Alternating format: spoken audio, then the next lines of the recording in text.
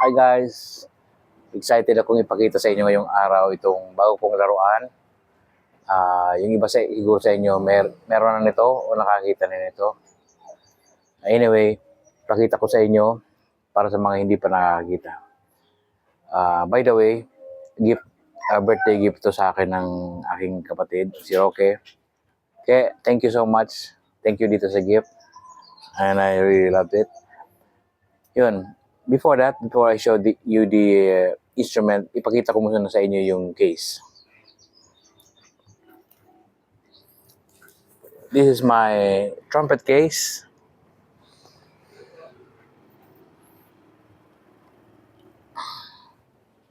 This is my soprano saxophone case. So, tingnan nyo ang lapad, ang laki. Almost similar. Yan. Ayan. See? Almost similar. Kasi halos magkakasing haba naman ang trumpet at soprano saxophone. Ngayon, tingnan nyo ang case itong bago kong laruan. Ito ang aking soprano case. At ito yon. See?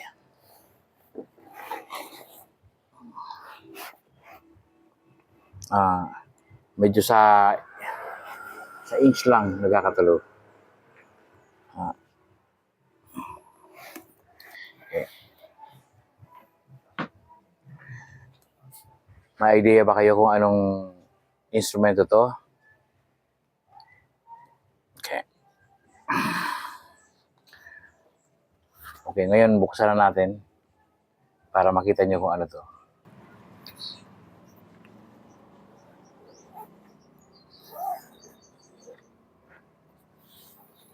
Pwede?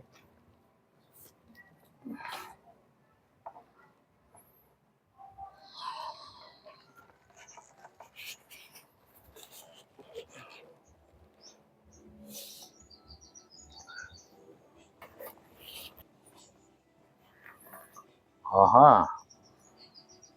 But wait.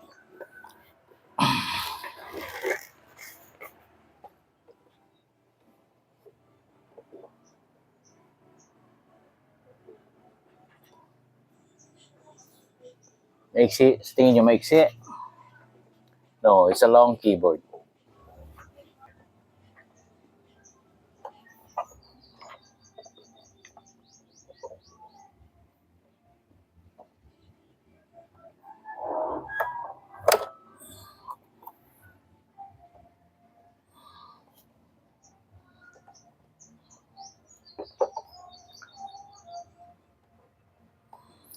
Ayan.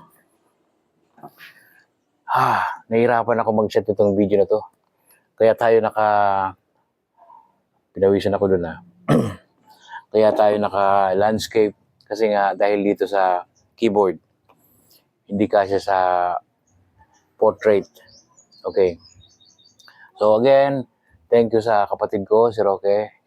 Thank you so much dito sa yung birthday gift sa akin. Nagulat talaga ako kasi nung nakita ko yung box, nakalagay foldable piano. Akala ko yung nakalukot na piano.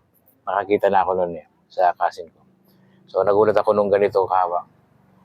Para sa mga first time po makakita nito, ito po ang full, not exactly the size. Medyo may kaiksiyan siya ng konti. Konti lang. Maiksi siya ng konti sa standard na piano. Pero yung number of keys niya is 88 keys. Pareho sa piano. Ang piano po, yun ang pinaka-maximum na number ng keys. 88 keys. Itong keyboard ito is 88 keys. Yung mga nakikita niyo pong keyboard, kadalasan, that's 61 keys. Yung medyo mahaba naman doon ng konti, that's 76 keys. Ito, full size, full number of keys is 88 keys. Okay? Di naman to super uh, high-end na keyboard. Actually, pang bahay lang to, pang practice. And magiging part ito ng mga ilang iba kong vlogs these coming days. So, abangan nyo na lang. And marami pa tayong pag-uusapan sa mga vlogs, mga educational vlogs, music education, information. So, hope you stick with me and sana nakapalo kayo sa akin. And pag may time ako, nagbablog ako. So, yun lang ang hangad ko. Sana itong mga susunod na araw, meron akong enough time para mai-vlog ko pa yung ibang mga ganitong gamit. So, more on music education tayo. So, next time, i-vlog ko yung ipakita ko pa sa inyo yung ibang mga features nito. Thank you so much for watching.